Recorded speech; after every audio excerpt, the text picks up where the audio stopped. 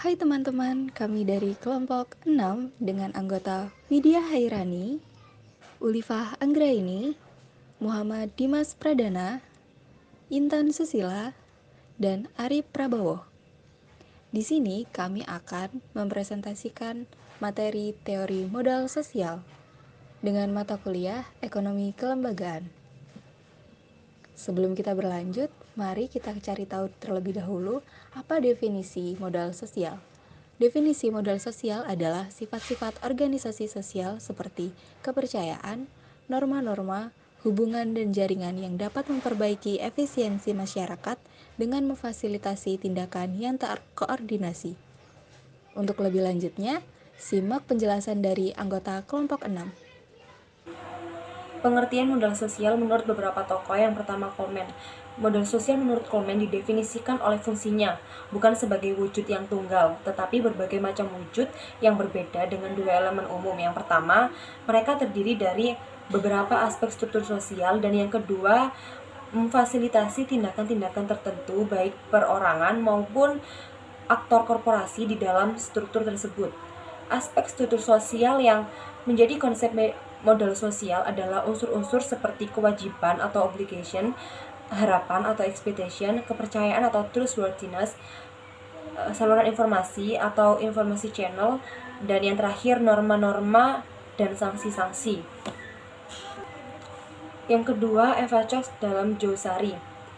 Beliau menyatakan definisi modal sosial adalah sebagai suatu rangkaian proses hubungan antar manusia yang ditopang oleh jaringan, norma-norma, dan kepercayaan sosial yang memungkinkan efisien dan efektifnya koordinasi dan kerjasama untuk keuntungan dan kebajikan bersama.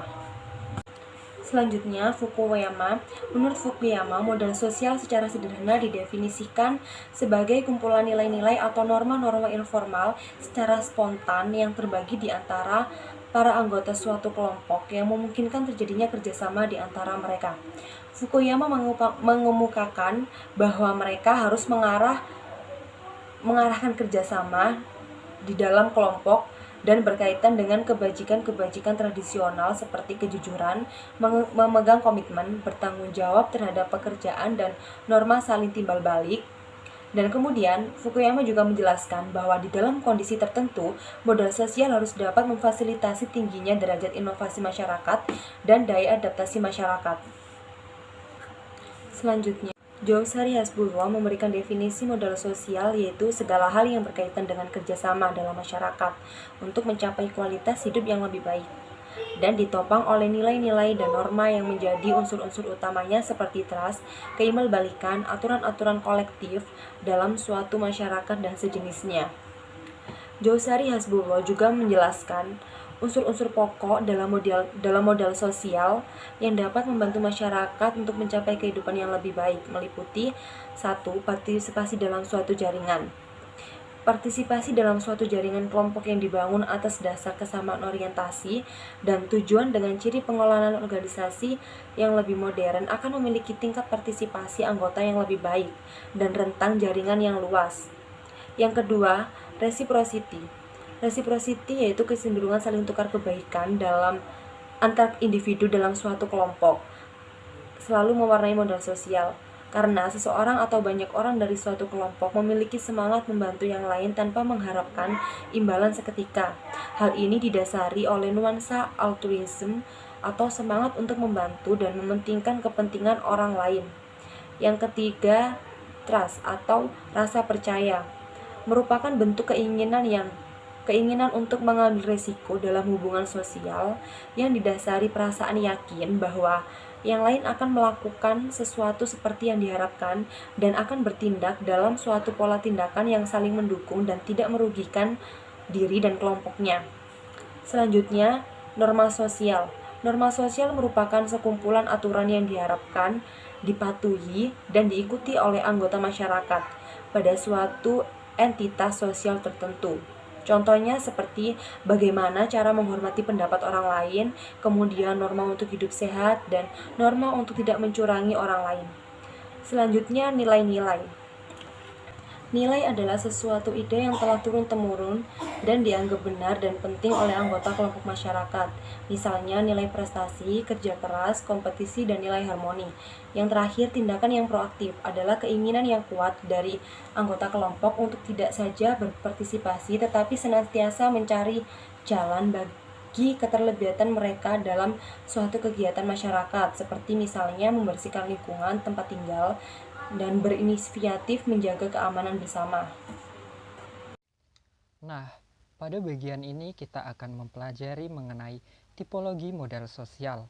Tipologi modal sosial sendiri adalah pengklasifikasian tipe-tipe modal sosial dalam bentuk proses interaksi sosial dalam mengakses sumber daya yang tersedia. Hasbullah membagi modal sosial menjadi dua, yaitu bridging type dan bonding type. Nah, modal sosial terikat atau bonding social capital cenderung bersifat eksklusif, yang menjadi karakteristik dasar yang melekat pada tipologi ini sekaligus sebagai ciri khasnya, yaitu baik kelompok maupun anggota kelompok dalam konteks ide, relasi, dan perhatian lebih berorientasi ke dalam atau inward looking dibandingkan berorientasi keluar atau outward looking. Ragam masyarakat atau individu yang menjadi anggota kelompok ini umumnya homogen. Misalnya, seluruh anggota kelompok berasal dari suku yang sama. Apa yang menjadi perhatian terfokus pada upaya menjaga nilai-nilai turun-temurun telah diakui dan dijalankan sebagai bagian dari tata perilaku atau code of conduct dan perilaku moral atau code of ethic dari suku atau entitas sosial tersebut. Mereka cenderung konservatif dan lebih menguntungkan atau menggantungkan solidarity making daripada hal-hal yang lebih nyata atau membangun diri dan kelompok sesuai dengan tuntunan nilai-nilai dan norma masyarakat yang lebih terbuka. Nah, tipologi model sosial kedua menurut Hasbullah yaitu modal sosial yang menjembatani atau bridging social capital. Bentuk modal sosial yang menjembatani ini biasanya juga disebut bentuk modern dari suatu pengelompokan, grup, asosiasi, atau masyarakat.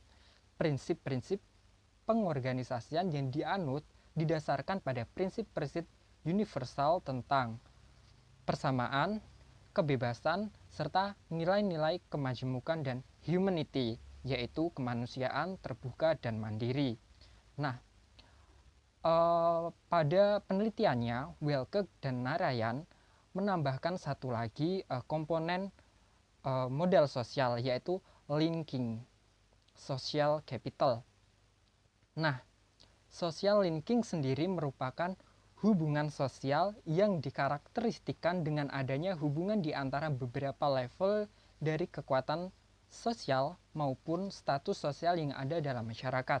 Misalnya, hubungan antara elit politik dengan masyarakat umum. Dalam hal ini, elit politik yang dipandang halayak sebagai public figure atau tokoh dan mempunyai status sosial daripada masyarakat kebanyakan, namun mereka sama-sama mempunyai kepentingan untuk mengadakan hubungan. Elit politik membutuhkan massa atau masyarakat untuk mendapatkan suara dan dukungan, sementara masyarakat berusaha mendapatkan orang yang dipercaya bisa menjadikan penyalur aspirasi dan mereka percaya sebagai wakilnya.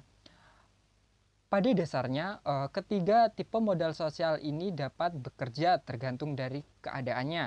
Ia dapat bekerja dalam kelemahan maupun kelebihan dalam suatu masyarakat. Ia dapat digunakan dan dijadikan pendukung sekaligus penghambat dalam ikatan sosial, tergantung bagaimana individu dan masyarakat memaknainya. Dimensi sosial memiliki dua dimensi, yaitu dimensi kognitif atau kultural dan juga dimensi struktural. Dimensi kognitif atau kultural yaitu berkaitan dengan nilai-nilai, sikap, dan keyakinan yang mempengaruhi kepercayaan, solidaritas, dan resiprositas yang mendorong ke arah terciptanya kerjasama dalam masyarakat guna mencapai tujuan bersama. Dimensi struktural yaitu susunan ruang lingkup organisasi dan lembaga-lembaga masyarakat pada tingkat lokal yang mewadahi dan mendorong terjadinya kegiatan-kegiatan kolektif yang bermanfaat bagi masyarakat. Modal sosial memiliki tiga unsur, yaitu norma, jaringan, dan kepercayaan. Norma. Norma-norma sosial atau social norms secara umum, norma merupakan nilai yang bersifat konkret. Menurut Putnam, menjelaskan bahwa nilai-nilai yang terkandung di dalam suatu jaringan sosial. Dengan demikian, dapat dikatakan bahwa posisi nilai-nilai menjadi penting sebagai pengikat atau perekat kohesivitas mempersatukan dalam menjalin hubungan. Menurut Fukuyama, pada umumnya norma yang terbentuk secara spontan cenderung bersifat informal, dalam arti tidak dituliskan dan diumumkan. Fukuyama menjelaskan lebih lanjut bahwa akan terbentuk macam norma dengan 4 sifat yang berbeda. 1. Spontan arasional atau alami teratur sendiri. 2. Spontan rasional atau tertata sukarela. 3. Hierarkis arasional atau keagamaan. 4. Hierarkis rasional atau politis. Jaringan. Definisi jaringan sebagai unsur modal sosial adalah sekelompok orang yang memiliki norma-norma atau nilai-nilai informal di samping norma-norma atau nilai-nilai yang diperlukan untuk transaksi biasa di pasar. Jaringan sosial dapat terbentuk karena adanya nilai dan norma yang dipegang teguh bersama yang kemudian melandasi lahirnya kerjasama. Adapun syarat terbentuknya jaringan dan syarat terbentuknya kerjasama. Syarat terbentuknya jaringan: 1. Adanya nilai dan norma yang dipegang teguh bersama. 2. Menjalin hubungan yang bernuansa kerjasama. Dan syarat terbentuknya kerjasama yaitu 1. Menjalin identitas bersama. 2. Norma timbal balik atau pertukaran moral antar anggota. 3. Pengulangan interaksi. Selain norma dan juga jaringan, terdapat juga unsur penting dalam modal sosial, yaitu kepercayaan. Menurut Fukuyama tahun 2002, kepercayaan adalah efek samping yang sangat penting dari norma-norma sosial yang kooperatif dengan memunculkan modal sosial. Kepercayaan juga dapat diartikan sebagai sesuatu yang dipertukarkan dengan berlandaskan norma-norma bersama demi kepentingan orang banyak. Kepercayaan menyangkut hubungan timbal balik. Bisa diambil contoh, apabila masing-masing pihak memiliki pengharapan yang sama, maka tingkat kepercayaan juga akan terwujud. Juga terdapat juga istilah eksklusi sosial, di mana merupakan proses dan juga outcome individu atau kelompok terpisah dari hubungan sosial yang lebih luas dan ditandai dengan tidak berpartisipasi dalam aktivitas masyarakat seperti konsumsi, menabung, produksi, politik, dan aktivitas sosial lainnya. Modal sosial benar-benar mempengaruhi inklusi sosial, kualitas hidup individu, dan penguatan kapasitas secara personal, pertumbuhan ekonomi, pemerintahan yang demokratis, dan kohesi sosial pada tingkatan makro level. Juga terdapat tabel berikut seperti pada gambar. Pada ekonomi, terdapat inklusi sosial, pasar tenaga kerja, yaitu pengangguran atau tidak. Ada juga konsumsi, deprivasi material. Juga pada bidang sosial, pada modal sosial didukung oleh jaringan informal seperti keluarga, tetangga, atau teman. Dan didukung oleh jaringan formal seperti asosiasi dan sektor sipil. Juga terdapat efek inklusif dari norma bersama dan iklim kepercayaan.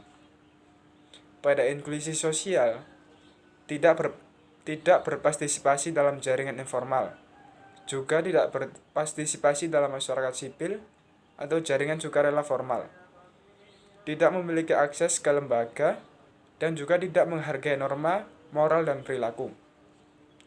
Pada aspek politik atau sipil, pada eksklusi sosial, yaitu tidak melibatkan proses politik, juga tidak masuk dalam keanggotaan partai politik serta aktivitasnya. Sumber dikutip dari Dimensi Sosial dan Inklusi atau Eksklusi Sosial.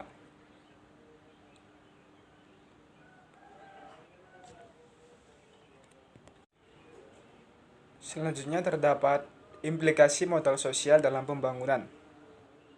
Dalam penelitiannya, Harrison tahun 2013 mengatakan bahwa berbagai asosiasi dan institusi menyediakan suatu kerangka kerja informal untuk berbagi informasi atau sharing information, dan juga mengkoordinasikan aktivitas-aktivitas atau coordinating activities, dan juga membuat keputusan-keputusan bersama atau making collective decision. Yang pertama, mengenai sharing informasi, yaitu institusi-institusi formal dan informal dapat membantu mencegah kegagalan pasar terkait dengan ketidakcukupan dan ketidaktepatan informasi. Dalam hal ini, para agen pelaku ekonomi sering membuat keputusan-keputusan yang tidak efisien karena kekurangan informasi yang diperlukan, atau juga karena salah satu agen memperoleh keuntungan dengan cara menyampaikan informasi yang tidak tepat kepada yang lainnya. Dalam kondisi yang lain, keputusan-keputusan yang optimal mungkin sulit dilakukan karena ketidakpastian dan respon dari para agen lainnya terhadap ketidakpastian yang dimaksud. Dalam konteks ini, institusi-institusi dapat membantu menyebarluaskan informasi yang cukup dan tepat yang memungkinkan para pelaku pasar untuk membuat keputusan yang cocok dan efisien. Selanjutnya ada coordinating activities, yaitu perilaku yang tidak terkoordinasi yang dilakukan oleh para agen ekonomi, dapat pula menyebabkan kegagalan pasar. Merujuk pada pengalaman proyek-proyek, tampaknya perilaku tersebut muncul sebagai akibat dari kurangnya kekuatan institusi sosial, baik formal maupun informal, dalam rangka mengatur kesepakatan secara adil. Institusi-institusi dimaksudkan dapat mengurangi perilaku petualangan melalui pengembangan kerangka kerja, di mana para individu dapat saling berinteraksi sehingga memperkuat rasa saling percaya di antara para anggota. Dan yang terakhir juga terdapat making collective decision, yaitu pembuatan keputusan bersama, di mana kondisi yang diperlukan bagi penyediaan barang-barang publik dan pengelolaan eksternalitas pasar. Tidak berbeda dengan pemerintah, asosiasi-asosiasi lokal yang bersifat sukarela pun tidak selalu efektif dalam memaksimalkan kemampuannya untuk membuat suatu keputusan bersama. Dalam hal ini, institusi-institusi lokal umumnya lebih efektif dalam memperkuat kesepakatan bersama dan tindakan kerjasama apabila aset-aset didistribusikan secara relatif adil dan keuntungan dapat dibagi secara merata. Dengan demikian, pada arah lokal, efisiensi dan keadilan berjalan seiring.